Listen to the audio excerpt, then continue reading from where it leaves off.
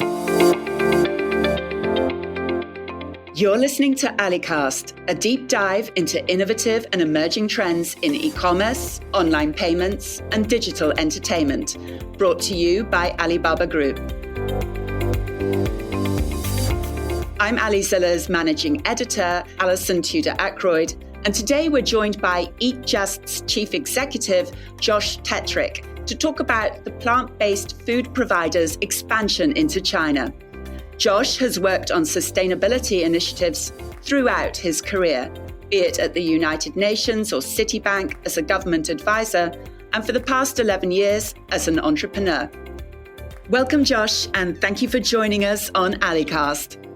Hi, excited to be here. Just to set the scene, we appear to be in the middle of a global plant-based food boom as consumers look for alternatives to the unsustainable mass production of common foods, such as eggs and meat. For our listeners, how is Eat Just, the company you co-founded in 2011, contributing to this movement, and what sets it apart? Well, we think the way we eat meat and eggs today doesn't really align with the kind of planet that we want and the kind of people that we want to be. We use about a third of our world today to plant soy and corn to feed the animals we eat, not people who are hungry, just the animals we eat. The way we make meat and eggs today contributes more to climate change than all the transportation sources combined.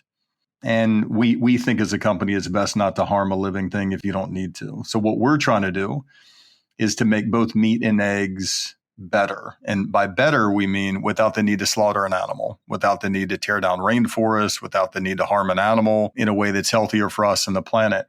And on the egg side, we do that by using a bean called a mung bean, and we remove the protein from that bean, and we can actually make an egg that tastes really good, that scrambles. You can make tomato and eggs with it, omelet, all sorts of egg dishes with it, but it's entirely plant-based.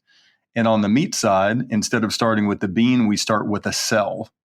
And we identify nutrients that feed that cell, and we cultivate it and manufacture real meat without the need to slaughter an animal. So eggs from plants, meats from cells, both a whole lot better than the current system. Got it. Thank you. China is the world's largest egg-producing country and the biggest consumer of meat on earth. Do you see demand growing in China for alternative protein sources, and what impact can companies like Eat Just potentially make in what is the world's most populous market? Yeah, well over 30% of the eggs consumed and the chicken, beef, and pork consumed globally is in China. So if we're going to accomplish our mission of having a world where the vast majority of meat and eggs doesn't require all these issues, we better win in China. And for us to win in China, to win with consumers, we need to make meat and eggs that taste as good, optimally better than the meat and eggs that are currently on the market today. They need to be meat and eggs that are healthier for them, for their family, for the planet, and they need to be ultimately more cost effective. There's a lot of work that goes into making those three things happen, but ultimately, all three will need to happen if the way we're approaching it is the dominant way of consuming these kinds of food products in China. It's a long road, but we think it's worth it. Your plant-based egg brand, Just Egg, to my understanding, launched in China on Alibaba's Tmall in 2019. And since then, it's been growing its brand and business, primarily in Shanghai. Could you tell us a little bit more about your China journey and how it's evolved? Up to this point, we've sold over 300 million, and we've become the fastest growing egg brand in North America. And in China, we've been primarily selling through Tmall with a few street vendors, a couple restaurants, really trying to understand the consumer. We're not making assumptions that the exact same things that work in the United States work in Shanghai or Beijing or other cities across the country. It's been a real learning process for me to also understand the different kinds of recipes that egg is consumed in. I grew up in Birmingham, Alabama, eating eggs and butter and bacon, for breakfast.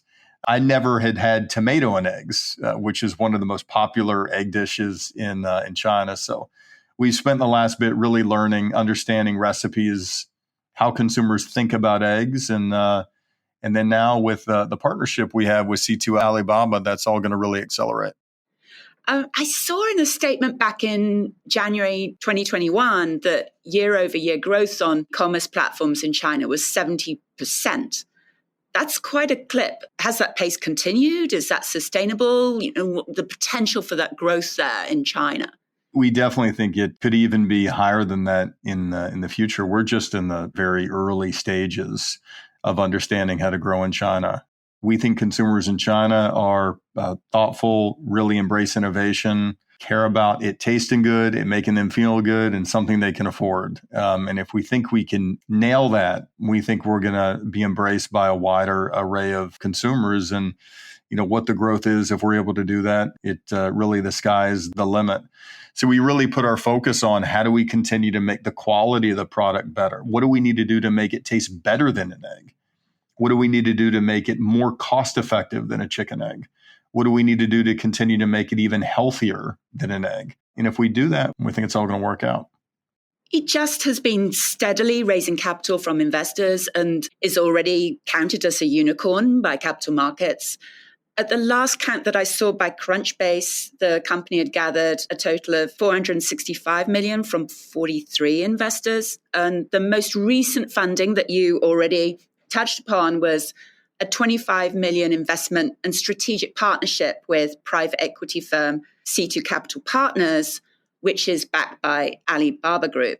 Can you tell me, how is this capital and know-how going to fuel your drive into China? And how do you plan to lean into the C2 Alibaba ecosystem to accelerate that push? Well, for us to succeed in China, it means that we need to know consumers better. We need to have the most efficient infrastructure. We need to build a better and better team, a larger team. We need to expand beyond ultimately just tier 1 cities. We need to make products that are applicable to the Chinese consumer taste and preferences. And we can pretend that we know what we're doing just hanging out in our East Bay headquarters, but we don't know what we're doing. We need a partner. And that's where the C2 Alibaba partnership really comes in. This allows us to really plug into Alibaba's capabilities, talent, consumer insights, more expansive infrastructure. And that's going to help us build a team faster. It's going to help us better understand what consumers want. It's going to help us sell more effectively. And this is our core partner in China. And China recently noted that both eggs from plants and the way that we make meat from a cell instead of slaughtering a live animal are both part of their 5-year agricultural plan. And to have a partnership like this one in a country that consumes the most meat and eggs with a policy framework that's all about accelerating it is a real opportunity to get a lot of good done. And we got to make sure not to waste this moment. Talking to other entrepreneurs out there, if you were going to pick one sort of learning point, one experience that you would like to share? I would say 2 things. I'd say one, I think the first thing I'd say is don't overcomplicate it. Human beings are human beings no matter where they are, and stay focused on the fundamentals of delivering something that really works for the consumer. Second thing I would say is you're probably missing something if you're trying to do it alone, and find either leaders or a partner or an advisor who knows the country deeply, who can help you increase the likelihood that you make the right calls, you hire the right people, you do the right things. And that doesn't guarantee you're going to succeed, but it just increases the probability of it. Curious, how has the pandemic impacted your expansion plans and consumers' appetite for plant-based alternatives? I think what the pandemic has done is open up people's eyes just a bit more that there's something amiss in the way the world is operating, and the food system is a part of what is amiss. And I think it's an opportunity to build awareness and get people to try what we're doing for the first time. There are obviously impacts in terms of supply chain and borders closing and all that, but everyone kind of knows that. But I think the thing that is redeeming to me about the pandemic is it opened up a moment of increased awareness. Back in January, I read about Dickos, one of China's largest fast food chains, adding plant-based egg products supplied by Eat Just to menus at over 500 outlets across China. Are you guys in talks with other Chinese restaurant chains to supply Just Egg? We are. We're in talks with a few. It's really important that we at some point get local manufacturing in China, because right now we're shipping product from North America to China. It's not long-term sustainable. That's not how we're going to build a business. So we're trying to sequence the business in such a way where we're learning from consumers. We're expanding, at least until we get local production fairly slowly. And then we'll scale up much faster when we have a local partner. Given all that, we are talking to a number of other large chains. Turning to cultivated meat made from cultured animal cells that you referenced earlier, do you see acceptance of this approach gaining traction around the world? What's the outlook there? So cultivated meat is, unlike what we do with Just Egg, is real animal flesh. So it's real meat, but it doesn't require slaughtering an animal. So you start with a cell that you can get from a cell bank as an example. You then feed that cell nutrients like amino acids and sugars and salts, and then you manufacture it in a stainless steel vessel. And you can make real meat. I had some chicken today. I walked in a room with all my product developers, and the room smelled of a chicken restaurant. And I sat down and had some chicken. So it's not for someone who really doesn't like animal flesh. It's for someone who really enjoys eating animal protein. The only place it's allowed to be sold is Singapore today, and we're the only company that's allowed to sell it. We think that'll change as US and China and others provide a regulatory pathway to sell it. And ultimately, I think it's going to be the dominant meat that is consumed because it's safer, it's healthier, it's smarter, it's more sustainable. And I think that's where the consumer naturally will gravitate. Talking to the financial community out there, potential investors thinking about this segment, and we've talked about initiatives that are likely to boost your top line, also to improve operating profitability. May I ask, are you already operating profitably? And what does all this mean for long-term path towards IPO? So for both for egg and meat, we haven't crossed over into profitability yet. On the meat side, the next steps are make a lot more.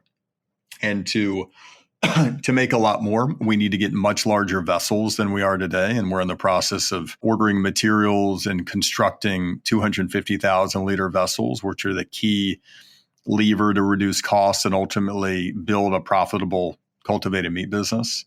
And on the egg side, the key activities relate to some of the things I previously mentioned, like separating out the protein in a more efficient way, selling the starch. So a handful of things that need to be done to get us there. There's a clear path to do it. And we just got to execute it. And in terms of going public, we have a couple different choices. One is we could take Just Egg public first and then take Good Meat public at some point after that. Or we could take both of them public under Eat Just.